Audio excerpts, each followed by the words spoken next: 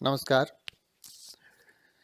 हमारे वीडियो का टॉपिक है अकबरकालीन मुद्रा प्रणाली, अर्थात अकबर के समय में किस प्रकार की मुद्रा प्रणाली और किस प्रकार की मुद्रा व्यवस्था थी। हम देख रहे हैं कि मध्यकाल में इल्तुतमिश द्वारा एक व्यवस्थित और सुसंगठित रूप से एक मुद्रा प्रणाली का शुभारंभ किया और उसने जीतल और टंका नाम की दो विशिष्ट मुद्राएं उस काल में बनवाई।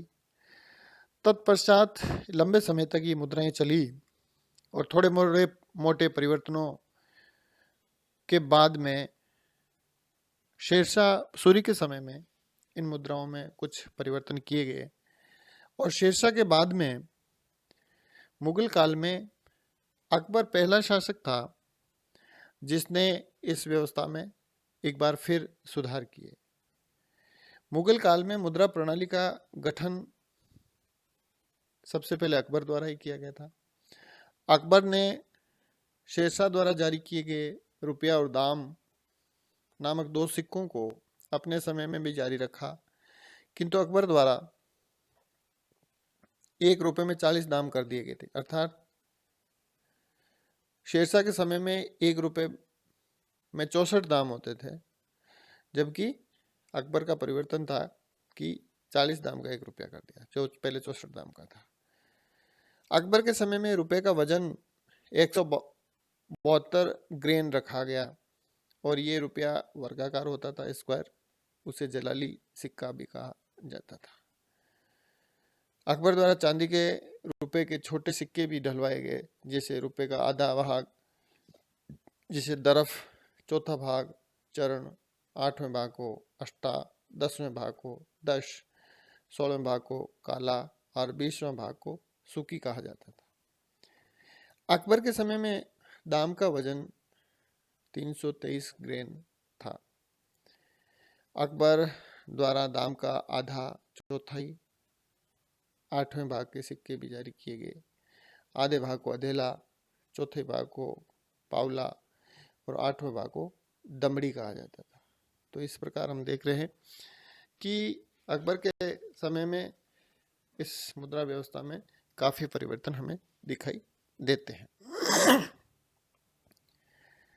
अकबर द्वारा जो सोने का एक सिक्का जारी किया गया था उसको मोहर कहा जाता था। एक मोहर का वजन 70 से 75 ग्रेन होता था। ये सोने का सिक्का था।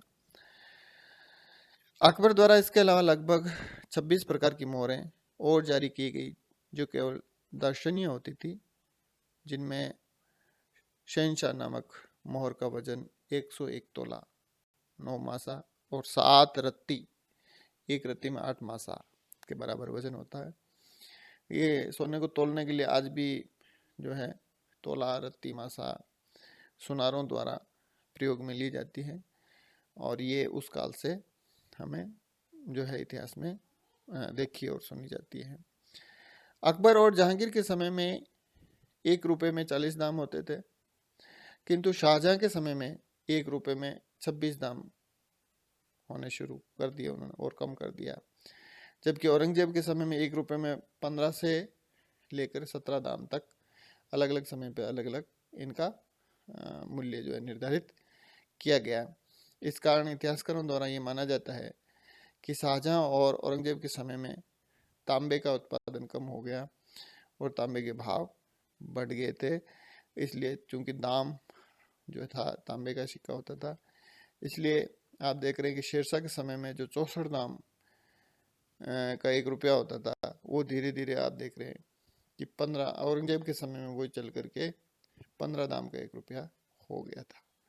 तो इस प्रकार ये मुगल मुद्रा प्रणाली जो कि अकबर के द्वारा जारी की गई और उसके बाद में उसके जो उत्तराधिकारी बादशाह थे जहांगीर, शाहजहां और औरंगजेब, उनके द्वारा किए गए कुछ परिवर्तन थे जिनकी हमने बात की।